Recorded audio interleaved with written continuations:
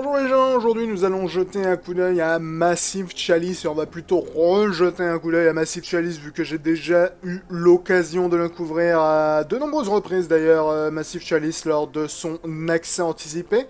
Mais désormais le jeu est sorti et bel et bien disponible dans sa version finale, donc je me suis dit que ça pourrait être tout à fait intéressant de faire une petite vidéo peut-être récapitulative dessus afin de le présenter aux jeux qui n'auraient pas suivi son développement et de le résumer pour ceux qui voudraient peut-être en avoir une impression plus globale vis-à-vis de sa sortie. Donc pour ceux qui n'auraient pas suivi, Massive Chalice est un jeu de tactique en tour par tour développé par Double Fine, qui avait été, il me semble, financé partiellement via une campagne sur Kickstarter.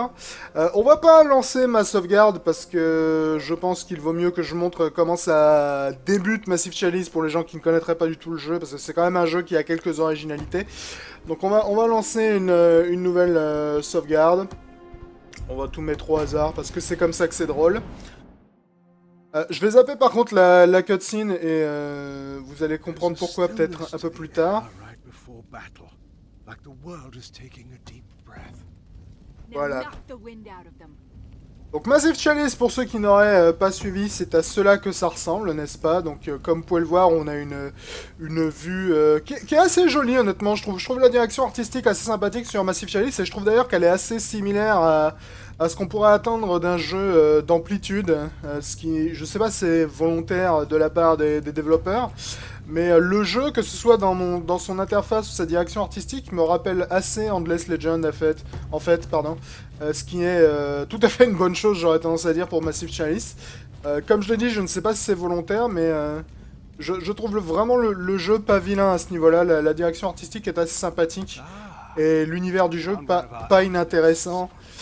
Euh, alors Massive Chalice, comme je l'ai dit, c'est un jeu de tactique en tour par tour, donc pensez par exemple à XCOM ou à ce genre de choses, dans lequel on va diriger, comme vous pouvez le voir, une escouade de petits soldats armés jusqu'aux dents, voire même au-delà des dents lorsque tu vois la taille de leurs fichues arbalètes, contre des monstres que l'on appelle en fait la cadence. Donc la cadence, ça va être tout un tas de bestioles monstrueuses, et il y en a d'ailleurs pas mal. Il y en a d'ailleurs pas mal des monstres différents. Comme par exemple ça, c'est vraiment le monstre de base. Et il va falloir qu'on triomphe de ces monstres afin de les repousser sur un système territorial. Donc vous pouvez voir, je peux faire tourner la caméra. Donc ça par exemple, c'est un de mes... Enfin c'est même mon, parce que je crois que j'en ai pas d'autres. Alchimiste. Donc la particularité de chaque classe va vraiment les séparer les uns des autres. Donc la particularité de l'alchimiste, c'est qu'il peut balancer des grenades entre guillemets à distance. Et l'autre particularité de l'alchimiste, c'est que les grenades sont pas vraiment précises. Donc lorsque tu les lances, vous voyez la petite zone orange là, c'est l'endroit où la grenade risque de tomber. Donc tu sais jamais trop si ta grenade va bel et bien tomber sur la tronche du mec que tu vises, avec l'alchimiste qui est un peu sa particularité. Donc il n'y a pas énormément de classes dans Massive Chalice, hein. Faut pas s'attendre à beaucoup de choses. T'as, je dirais, une classe au corps à corps, une classe à distance et une classe de support, donc le caberjack, le chasseur et l'alchimiste, et faut pas s'attendre à grand chose de plus. Ce qui est un peu problématique. Disons que c'est un peu regrettable. Mais le jeu est pas nécessairement inintéressant pour autant.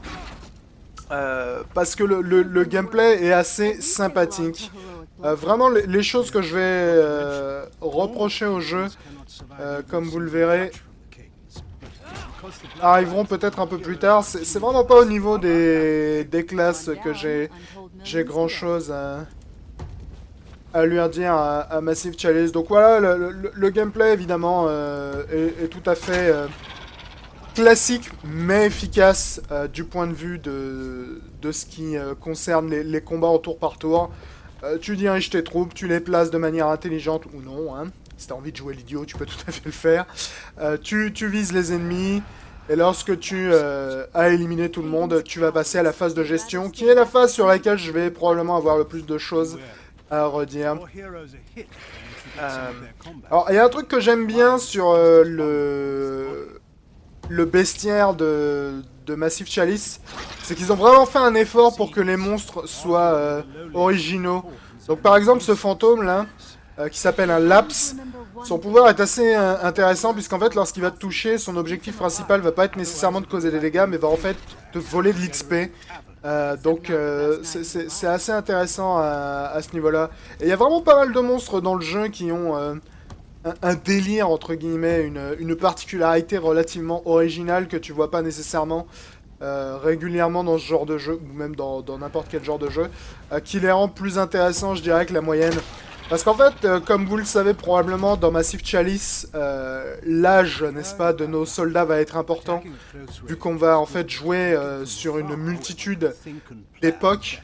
Et par exemple, il y a un des monstres que tu vas croiser plus tard dans le jeu qui va te faire vieillir à chaque coup qu'il te touche, ce qui peut évidemment être très dangereux lorsqu'il touche un de tes soldats les plus vieux, parce qu'il y a des chances de le faire mourir instantanément. Mais ça peut également être dangereux s'il touche un de tes soldats les plus jeunes, parce qu'il peut le faire vieillir tellement vite que le soldat n'aura pas le temps d'arriver à son plein potentiel. Parce que évidemment, comme dans la plupart des jeux de ce type, Massive Chalice va nous permettre au fur et à mesure de faire évoluer nos soldats avec un système d'XP. Mais comme je l'ai dit, l'âge des soldats va avoir...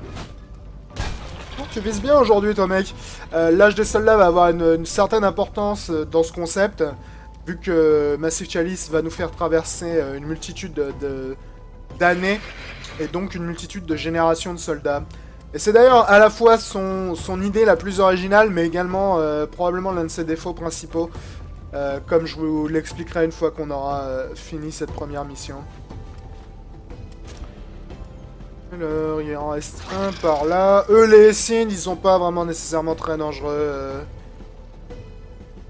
En fait, ils sont surtout gênants lorsqu'ils ont des potes, les Seeds. Lorsqu'ils sont seuls, généralement, c'est pas trop un problème de se les faire.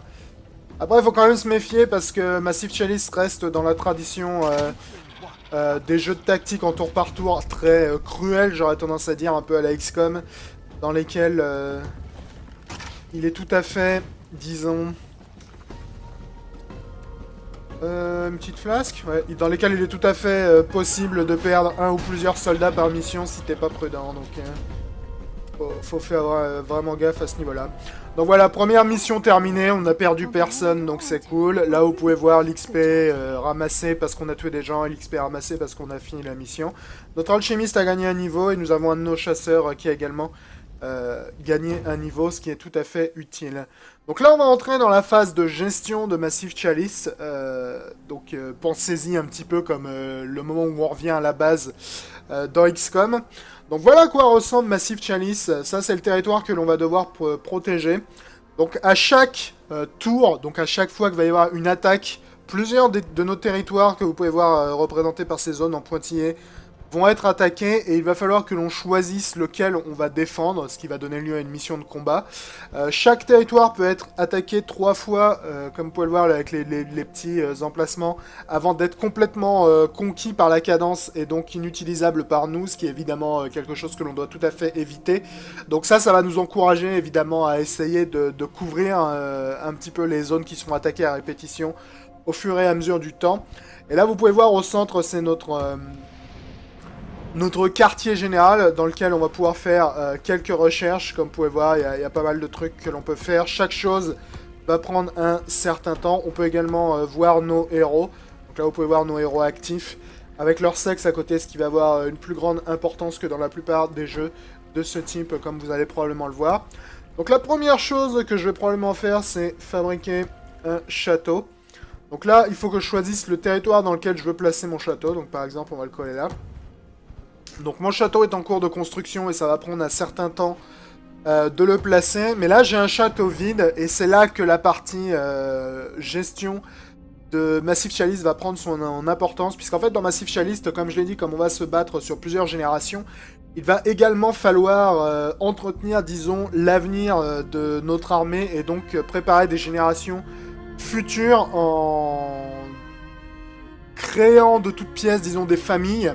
Donc tu vas placer un dirigeant et éventuellement le marier pour que dans chaque château, disons, une famille puisse te générer de plus en plus d'enfants, de plus en plus de soldats qui vont hériter des traits de leurs parents. Donc évidemment, il faut sélectionner des parents avec des traits qui soient relativement attractifs, n'est-ce pas? Par exemple, vous pouvez voir, lui, il a pas mal de traits, donc Bear Strength, plus de force, on peut regarder les détails, voilà. Quick Steady, il va gagner plus d'XP. Sluggish, donc il a moins d'esquive contre les attaques à distance.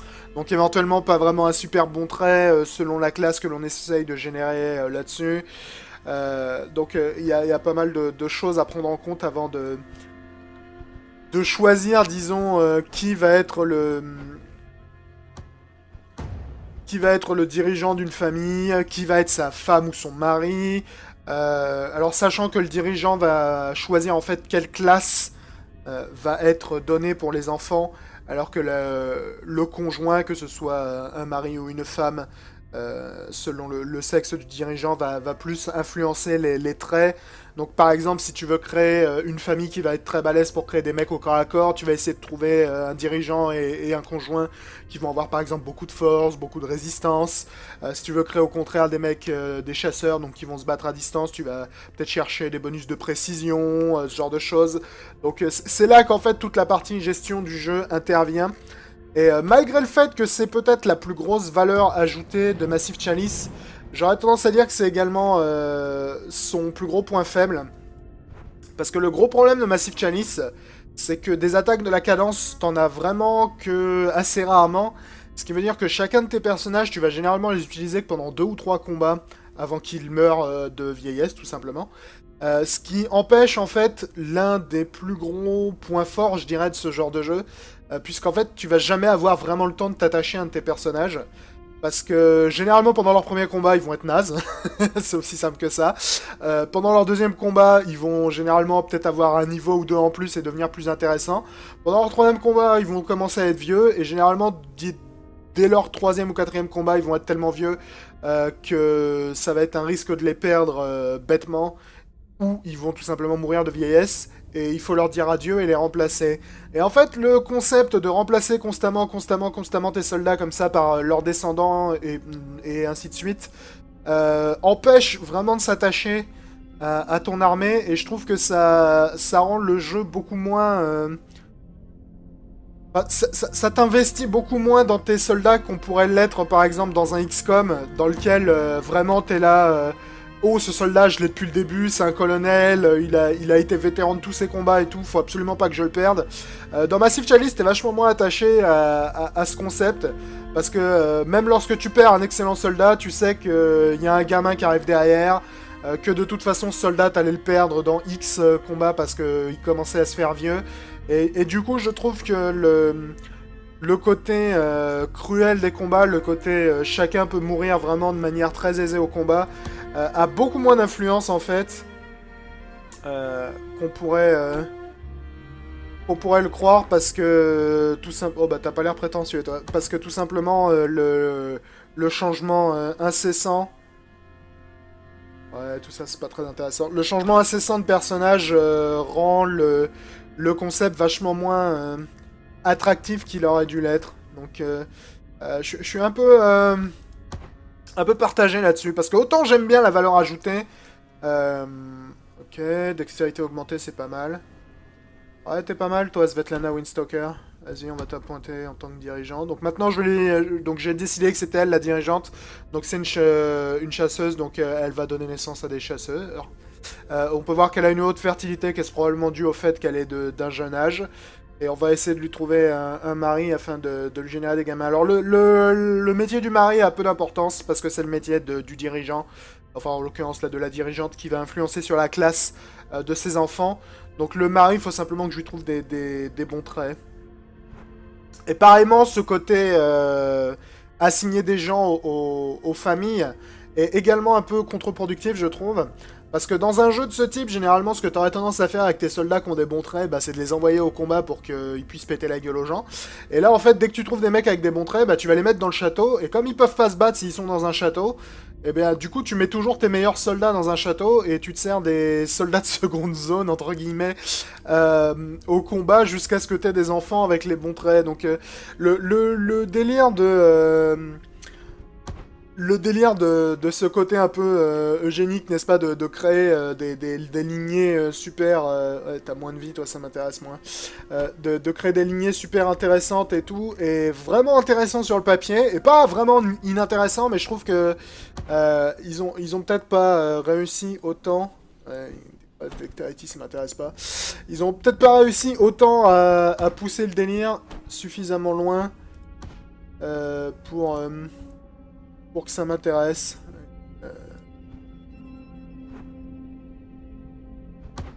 T'as beaucoup de force, t'as pas beaucoup d'esquive contre les attaques à distance. Le problème c'est que t'es mon seul alchimiste toi, donc j'aurais tendance à te garder pour faire des bébés alchimistes si tu veux tout savoir. Et ça c'est pareil, c'est encore un autre problème. Là j'ai un seul alchimiste. Si je veux un alchimiste au combat, bah soit j'ai le choix d'utiliser mon seul alchimiste, qui au bout d'un moment va mourir, soit il faut que j'aille mettre mon alchimiste dans un château pendant X années, afin qu'il puisse me faire des gamins, ce qui veut dire que pendant ces années-là, je vais pas pouvoir me servir d'un alchimiste parce que je vais pas en avoir. Et en plus, même si mon alchimiste fait des gamins instantanément, les gamins faut encore qu'ils arrivent à l'âge de se battre. Donc ça veut dire que pendant toutes ces années où mon alchimiste va être occupé à faire des mioches, je vais pas avoir d'alchimiste. Alors il est possible dans le château de recruter un nouveau groupe de héros aléatoires, mais t'as aucune chance d'avoir des bons héros ou d'avoir les héros que tu souhaites. Et en plus, ça prend un certain temps pendant lequel tu peux pas faire d'autres recherches qui seraient probablement mieux utilisées ailleurs. Donc une fois de plus, je trouve qu'il y a vraiment un...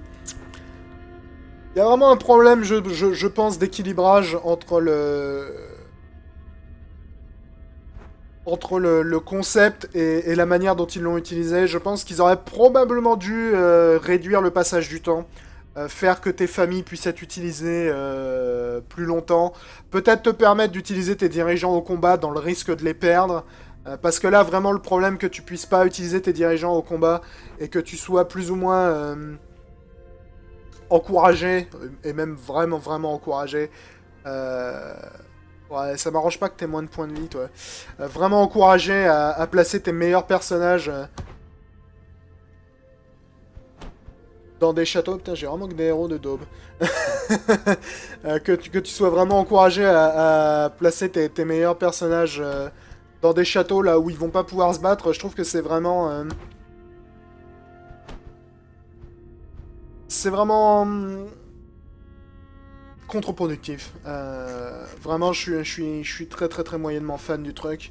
Et je pense que c'est vraiment un problème pour le jeu de ne pas avoir ce concept que tu peux avoir dans...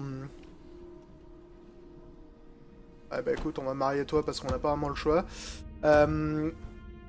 C'est vraiment un truc qui nuit, je trouve, au concept du jeu. Donc là, par exemple, voilà, j'ai créé donc la maison Windstalker, qui va évidemment prendre le nom de la maîtresse de maison.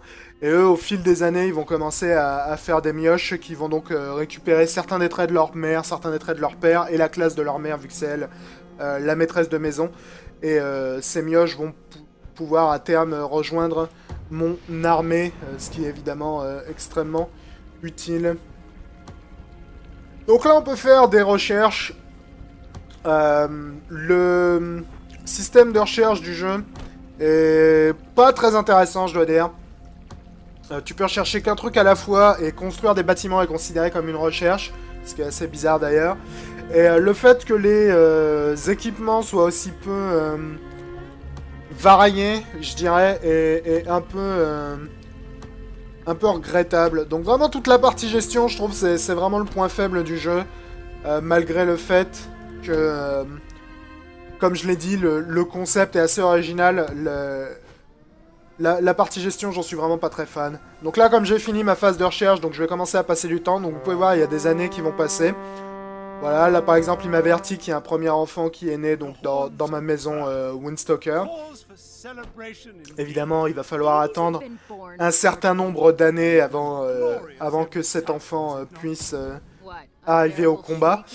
Et là, vous pouvez voir, il y a déjà pas mal d'années qui commencent à passer, et comme je l'ai dit, le vrai problème, c'est que pendant ces années, je fais rien, littéralement rien, parce que je peux pas aller au combat, il faut que j'attende que les combats viennent vers moi. Et pendant ces années, mes super soldats que j'avais, ils commencent à se faire vieux, et du coup, ils deviennent vachement moins intéressants.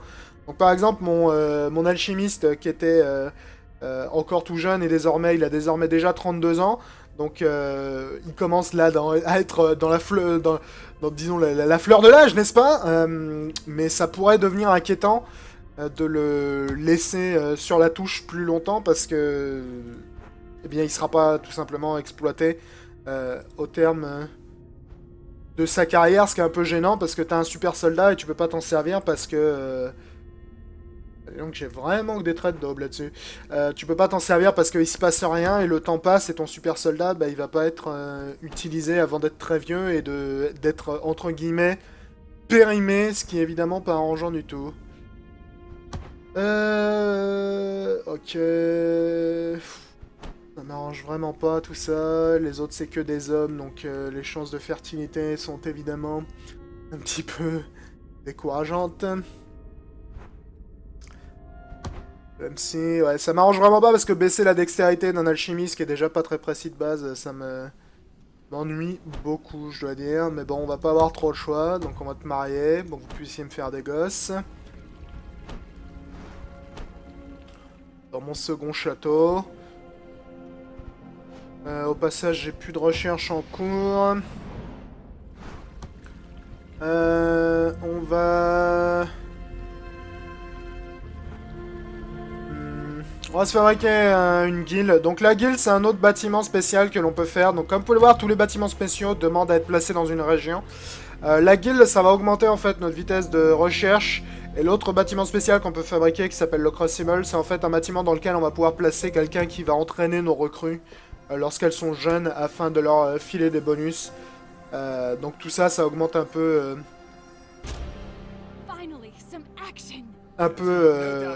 la phase d'entraînement. Donc là, vous pouvez voir, notre premier vrai combat depuis le début de la campagne arrive, et c'est 12 ans plus tard. Donc comme vous pouvez le voir, le problème peut vraiment se poser de savoir est-ce que mes soldats vont être utilisés significativement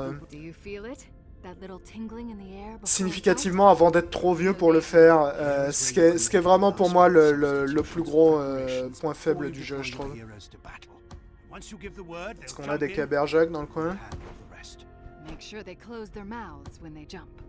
Deuxième caberjack. Donc là, vous pouvez voir, par exemple, ce caberjack là, il a 48 ans.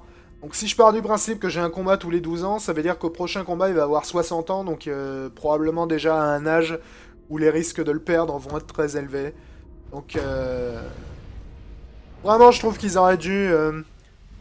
je sais pas, ils auraient dû gérer ça différemment parce que le fait que tu t'attaches pas du tout à ton armée, pour moi, est vraiment un point faible assez significatif, malgré le fait que les combats sont absolument pas inintéressants. Ils sont pas aussi intéressants qu'un XCOM, les combats, pour être à 100% honnête. Mais vraiment, pour moi, le vrai point faible, c'est ce côté jetable de tes soldats qui rend l'action vachement moins impliquée qu'elle aurait pu l'être, je pense. Alors, les champs de bataille, comme vous pouvez le voir, sont assez variés. Il y a pas mal d'ambiances différentes, j'allais dire d'environnement, mais c'est plus des ambiances, honnêtement, différentes dans lesquelles se battre. Cela dit, on trouve quand même quelques répétitions de temps à autre. Mais globalement, c'est quand même pas un jeu dans lequel il y a énormément d'interactions avec le décor. Donc c'est pas nécessairement un gros problème, le fait que tu n'aies pas toujours des révolutions niveau visuel. Mais...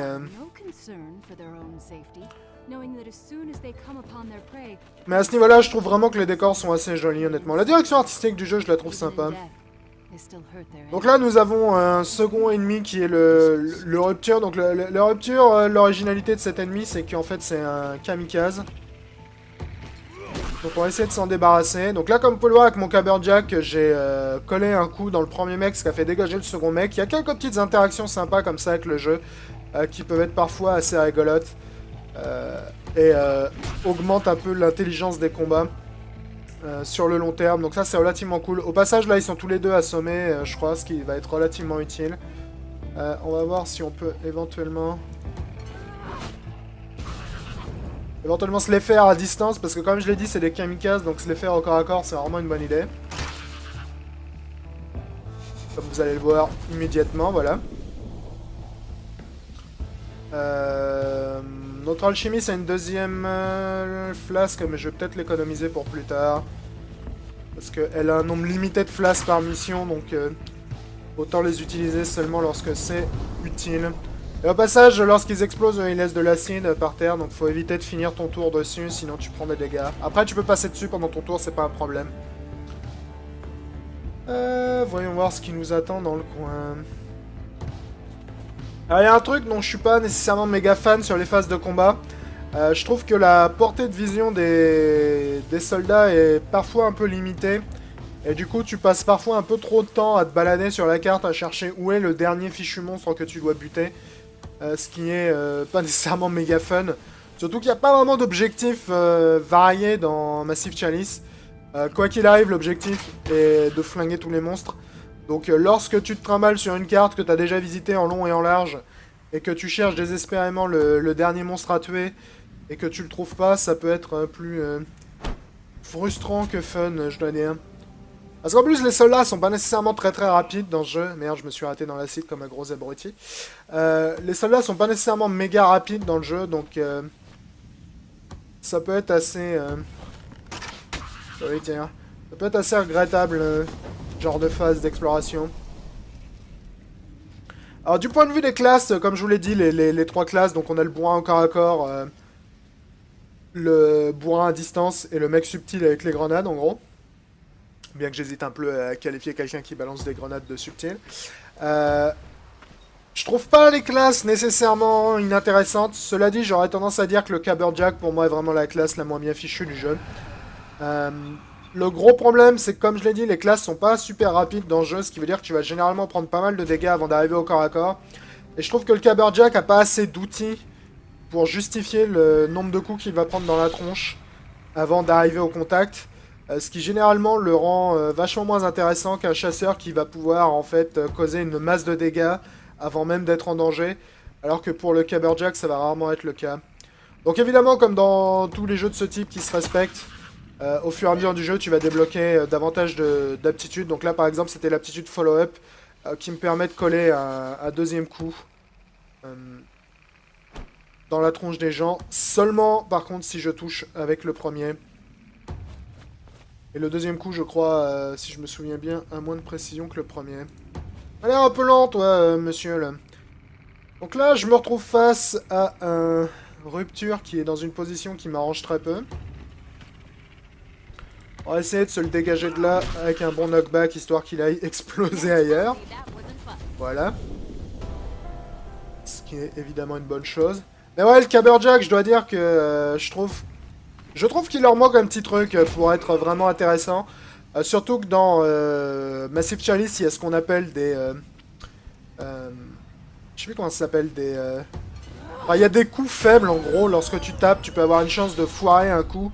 Et lorsque ça t'arrive avec un mec à distance, c'est pas gênant. Lorsque ça t'arrive avec un mec au corps à corps, c'est hyper gênant. Parce que, évidemment, tu risques de te manger une riposte qui peut tout à fait te tuer. Et te faire perdre définitivement un personnage. Et je trouve que vraiment, il aurait été probablement profitable que les Caberjack soient moins sujets à ce genre de problème que le reste de tes soldats, parce que ça les rend vachement moins attractifs que je le souhaiterais. Ah, je sais pas, je dois avouer que je suis pas vendu vraiment sur les Caberjack par rapport aux autres personnages. Alors, au début de la phase d'accès anticipé, je dirais même que les chasseurs étaient complètement cheatés par rapport à toutes les autres classes. L'équilibrage a été un peu revu depuis lors et c'est moins significativement déséquilibré, je dirais, que lors de la phase d'accès anticipé. Mais je dirais quand même que les classes à distance, donc le chasseur et l'alchimiste, sont quand même significativement plus intéressantes que le Caberjack, je dirais, dans l'absolu. Bon. on va t'attendre un peu, que tu t'approches. Alors du point de vue de l'intelligence artificielle, un truc que j'ai observé et que je trouve plutôt pas mal dans Massive Chalice, c'est que les monstres, sans être non plus intelligents, entre guillemets, c'est-à-dire sans prendre des décisions qui m'ont fait dire « Waouh, t'es vachement malin », ils utilisent vachement bien les lignes de visée par contre. C'est-à-dire que si ils peuvent se déplacer vers toi, mais qu'ils savent qu'ils vont pas avoir le temps de t'attaquer, généralement ils se débrouillent pour se placer à un endroit où tu vas pas les voir. Donc là par exemple le mec qui était de ce côté-là, bah, il s'est approché un peu, mais comme il pouvait pas m'atteindre, bah, il s'est dit je vais me coller derrière le décor pour pas que ce joyeux garçon avec ses arbalètes puisse me tirer dans la gueule. Vous pouvez voir un peu le même type de réaction pour le mec qui s'est placé derrière ce mur-là. Donc j'aurais tendance à apprécier ce comportement, parce que ça veut dire que les ennemis sont pas non plus complètement débiles, ce qui est évidemment tout à fait appréciable. Ça risque de me coûter assez cher, parce qu'il va m'exploser à la gueule.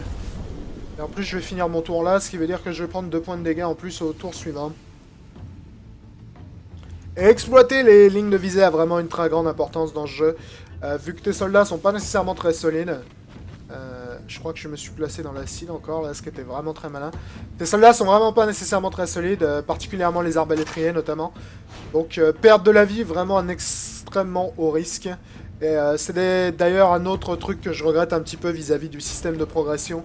C'est que généralement lorsque tes soldats deviennent intéressants, ça veut également dire qu'ils sont très vieux. Ce qui veut dire qu'ils vont pas être intéressants pendant encore très longtemps. Et c'est vraiment quelque chose que je regrette, parce que dans ce genre de jeu où amener un soldat à haut niveau est toujours un défi, parce que évidemment le soldat va prendre beaucoup de coups dans la tronche au fur et à mesure de sa carrière, entre guillemets. Le fait que tes meilleurs soldats vont avoir une date d'expiration sur leur tronche, bien, voilà ce que je vous parlais tout à l'heure, les glancing blows, c'est vraiment ce qui m'agace le plus avec les caberjack. Donc là par exemple, j'étais parti pour causer une grosse attaque sur ce monstre, et j'ai pas eu de bol, donc j'ai fait un glancing blow qui a fait 1 point de dégâts. Et du coup, ce type qui était, enfin cette dame il me semble, peu importe, qui était en super bonne position, se retrouve en super mauvaise position, au corps à corps avec un ennemi qui a probablement d'excellentes chances de le toucher. Donc ça, je dois dire, je déteste ce concept. Je sais bien que ce genre de jeu, à la difficulté très élevée, se base généralement sur une certaine quantité de détermination au hasard, mais ça, je trouve que c'est vraiment un très mauvais choix de game design, de t'offrir une chance de causer des dégâts absolument négligeables sur un ennemi, ça te fout extrêmement dans la merde, et c'est vraiment pas fun du tout en fait. Donc je suis vraiment pas fan de cette décision de gameplay, Valère. Ah, toi t'es morte, tu vas exploser. Un level up pour notre arbalétrier derrière. Mais pour moi, vraiment le plus gros défaut du jeu, c'est vraiment le côté que mes meilleurs soldats, ça va être un investissement de les faire devenir bons. Et au moment où ils vont être bons, généralement ils vont être tellement vieux que ce sera probablement leur dernière mission. Donc c'est vraiment regrettable pour moi ça. C'est un peu comme si chaque colonel dans XCOM était utilisable qu'une fois. Et je trouve ça vraiment, vraiment dommageable. Alors après, au fur et à mesure que tu vas faire progresser tes familles, les gens vont arriver à haut niveau plus vite. Mais généralement, ça changera pas que les mecs les plus intéressants de ton armée seront les mecs qui sont plus ou moins sur le point de clamser. Ce qui est vraiment pas idéal. Alors du point de vue des missions, je dirais que Massive Chalice souffre aussi d'un certain manque de variété. Parce que comme je l'ai dit, la grosse majorité des missions vont en fait être ce type d'escarmouches dans lesquelles ton simple objectif est de buter tout le monde. Ça va pas plus loin que ça. Et le problème, c'est que le seul réel vrai type d'autres missions que tu vas avoir régulièrement, c'est lorsque la cadence va attaquer un de tes bâtiments spéciaux, donc un de tes châteaux. Auquel cas, tu vas devoir défendre le bâtiment en question avec ton armée et le propriétaire du château, donc la famille qui est en position dans le château en question. Mais au-delà de ça, c'est vrai que le jeu peut également être un peu pauvre d'un point de vue variété de contenu, vu que, je dirais, 90% des combats vont être je me déploie dans un endroit et je bute tout le monde et on rentre à la maison. Donc ça peut manquer un peu de variété à ce niveau-là. Là, vous pouvez voir que mon alchimiste a raté son coup, du coup, lui, il nous a explosé à la gueule, ce qui va pas être vraiment profitable. Cela dit, c'est la fin de la mission et on s'en est pas trop mal tiré. Donc on a chopé 3 niveaux. Vous noterez au passage que j'ai pas fait référence aux 2 voix que l'on entend régulièrement pendant le jeu. Ce sont les voix du Chalice, en fait, qui font partie un peu du scénario, entre guillemets, de Massive Chalice.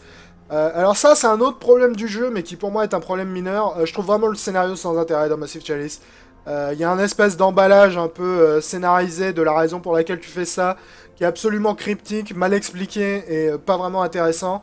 Mais dans un jeu qui est autant orienté gameplay, j'aurais tendance à dire que ça me dérange moins que les problèmes que je peux avoir avec son système de progression. Donc oui, le scénario est pas bon, mais non, ce n'est pas un gros problème. Donc ça, pour moi, c'est vraiment pas une grosse critique. Et je pense qu'on va s'arrêter là sur cette vidéo de présentation de Massive Chalice, parce que honnêtement, d'un point de vue conceptuel, il n'y a pas grand chose d'autre de plus à présenter sur le jeu.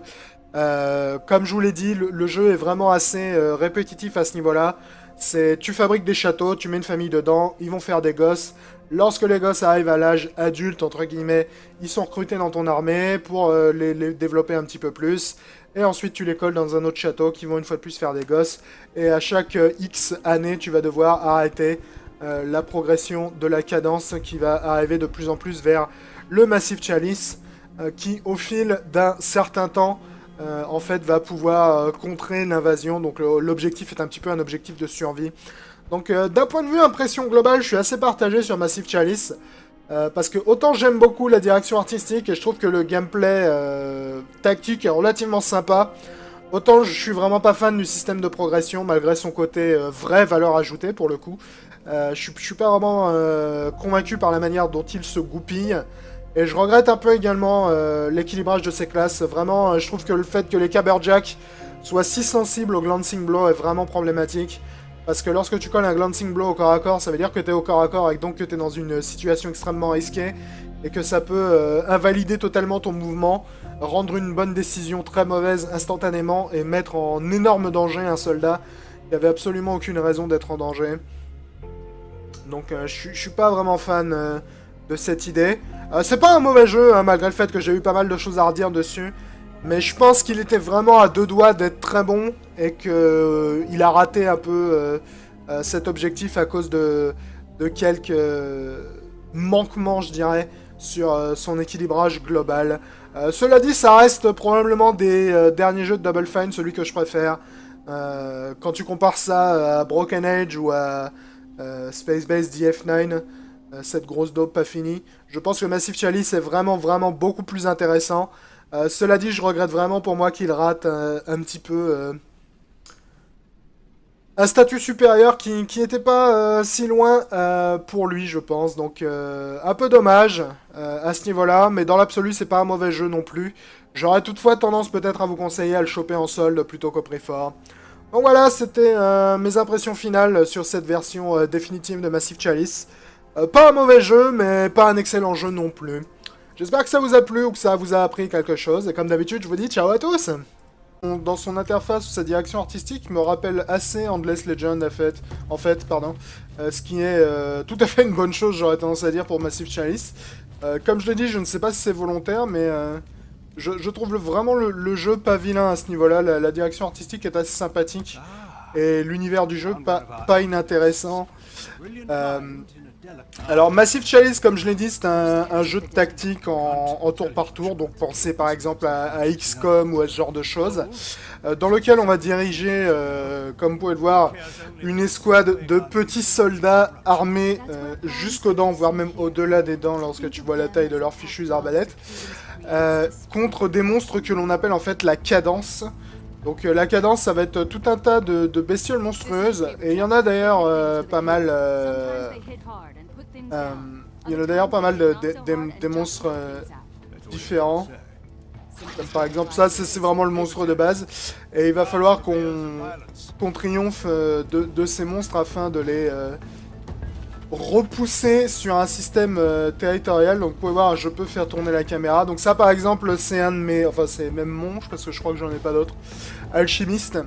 Donc la particularité de chaque classe va vraiment les séparer les uns des autres. Donc la particularité de l'alchimiste, c'est qu'il peut balancer des grenades entre guillemets à distance. Et l'autre particularité de l'alchimiste, c'est que les grenades sont pas vraiment précises. Donc lorsque tu les lances, vous voyez la petite zone orange là, c'est l'endroit où la grenade risque de tomber. Donc tu sais jamais trop si ta grenade va bel et bien tomber sur la tronche du mec que tu vises avec l'alchimiste, qui est un peu sa particularité. Donc, il n'y a pas énormément de classes dans Massive Chalice. Hein. Faut pas s'attendre à beaucoup de choses. T'as, je dirais, une classe au corps à corps, une classe à distance et une classe de support. Donc le Caberjack, le chasseur et l'alchimiste. Et faut pas s'attendre à grand chose de plus. Ce qui est un peu problématique. Disons que c'est un peu regrettable. Mais le jeu est pas nécessairement inintéressant pour autant. Parce que le gameplay est assez sympathique. Vraiment, les choses que je vais reprocher au jeu, comme vous le verrez,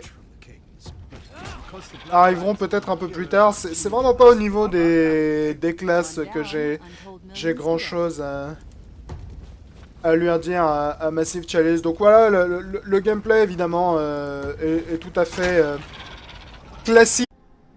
Bonjour les gens, aujourd'hui nous allons jeter un coup d'œil à Massive Chalice et on va plutôt rejeter un coup d'œil à Massive Chalice vu que j'ai déjà eu l'occasion de le couvrir à de nombreuses reprises d'ailleurs, Massive Chalice lors de son accès anticipé.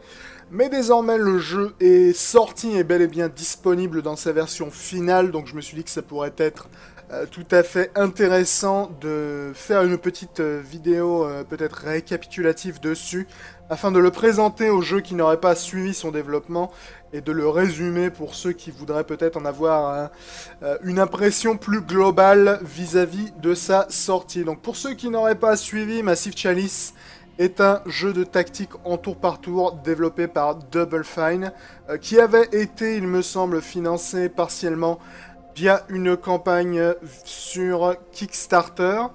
On va pas lancer ma sauvegarde parce que je pense qu'il vaut mieux que je montre comment ça débute Massive Chalice pour les gens qui ne connaîtraient pas du tout le jeu, parce que c'est quand même un jeu qui a quelques originalités. Donc on va lancer une nouvelle sauvegarde. On va tout mettre au hasard parce que c'est comme ça que c'est drôle. Je vais zapper par contre la cutscene et vous allez comprendre pourquoi peut-être un peu plus tard. Voilà. Donc Massive Chalice, pour ceux qui n'auraient pas suivi, c'est à cela que ça ressemble, n'est-ce pas? Donc comme vous pouvez le voir, on a une vue qui est assez jolie, honnêtement. Je trouve la direction artistique assez sympathique sur Massive Chalice, et je trouve d'ailleurs qu'elle est assez similaire à ce qu'on pourrait attendre d'un jeu d'amplitude. Ce qui, je sais pas si c'est volontaire de la part des développeurs, mais le jeu, que ce soit dans mon